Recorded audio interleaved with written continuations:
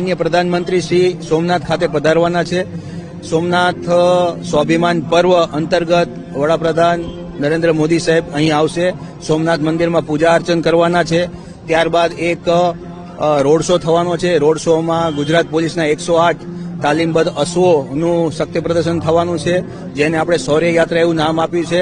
એના બાદ પછી જે રાત્રે બધા જે પ્રોગ્રામ છે એમાં સાહેબ રહેવાના છે અને રાત્રે ભવ્યાતિ ભવ્ય ડ્રોન શોનું પણ એક આયોજન કરેલું છે, એને પણ માનનીય પ્રધાનમંત્રી શ્રી નિહાળવાના છે. ત્યારબાદ 11 તારીખના સવારના કાર્યક્રમ છે, જેમાં આપણા સોમનાથ ખાતેના વેરાવળ સર્કલથી કરી અને વેરાવળના સંઘ સર્કલથી કરી આપણે હમીરજી સર્કલ સુધી એક ભવ્યાતિ ભવ્ય રોડ શોનું આયોજન થનારું છે. આમાં પણ સર ભાગ લેવાના છે. ત્યારબાદ સોમનાથ મંદિરમાં પૂજા અર્ચન કર્યા બાદ જે સદભાવના ગ્રાઉન્ડ આવેલું છે સોમનાથ ખાતે, ત્યાં ખૂબ મોટી જંગી જનસભાને સંબોધવાના છે. આ રીતનો તેમનો 10 અને 11 તારીખનો કાર્યક્રમ છે. જે આઈપીએસ અધિકારીઓ જે સાહેબની સુરક્ષા માટે આવેલા છે અને 3 દિવસનો જે 72 કલાકનો અખંડ ઓમકાર નાદ ચાલી રહ્યો છે, એટલે આપણે રાઉન્ડ ધ ક્લોક બંદોબસ્ત રાખેલો છે.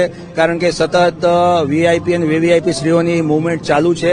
સતત નાના બાળકો જે ઓમકાર નાદ કરી રહ્યા છે એમને પ્રોત્સાહિત કરવા માટે અને જે અત્યારે જે એક વાઇબ્રન્ટ વાતાવરણ, ધાર્મિક ઉલ્લાસમય વાતાવરણ એક સર્જાયું છે, એનો લાહવો લેવા માટે તમામ શ્રદ્ધાજનો પણ અને સોમનાથ દાદાના ભક્તો પણ ખૂબ મોટી સંખ્યામાં આવી રહ્યા છે.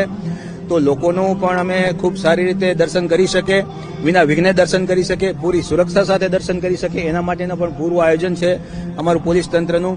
લગભગ 25થી વધારે આઈપીએસ કક્ષાના અધિકારીઓ એમાં ભાગ લીધેલો છે. ડીવાયએસપી કક્ષાના 50થી 60 અધિકારીઓ, પીઆઈ કક્ષાના 125 અધિકારીઓ, પીએસઆઈ કક્ષાના 150થી વધારે અધિકારીઓ અને 2000થી વધારે સ્ટાફ તેમજ માઉન્ટેડ પોલીસ પણ છે.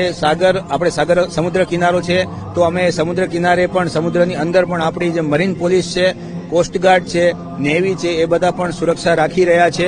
ઘરની વીજળી સ્વયં બનાવવા આજે સે સોલારનો સંપર્ક કરો.